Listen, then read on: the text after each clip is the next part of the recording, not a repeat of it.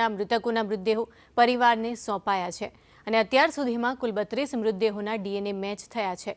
ઓળખ અને DNA match થયેલા 21 મૃતદેહ પરિવારને સોંપી દેવામાં આવ્યા છે।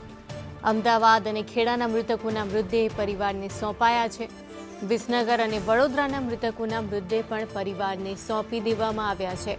અત્યાર સુધી કુલ 272 લોકોના ડીએનએ સેમ્પલ લેવામાં આવ્યા છે। હજુ પણ 13 બ્રિટિશ નાગરિકો છે કે જેમના ડીએનએ સેમ્પલ લેવાના બાકી છે। આ ડીએનએ મેચ થયા બાદ ફોન ઉપર પરિવારને જાણ કરાશે। સવારે આપણે વાત કરી એ પ્રમાણે 31 સેમ્પલ હતા, પણ અત્યારના બાઇટમાં મારી પાસે 32 ડીએનએ સેમ્પલ મેચ થયેલા છે। એમાંથી 32 લોકોના કુટુંબીજનોનો કોન્ટેક્ટ થયેલો છે। તદુપરાંત 14 લોકોએ એમના સગાઓના મોર્ટલ રિમેન્સ એકત્રિત કરીને લઈ ગયા છે।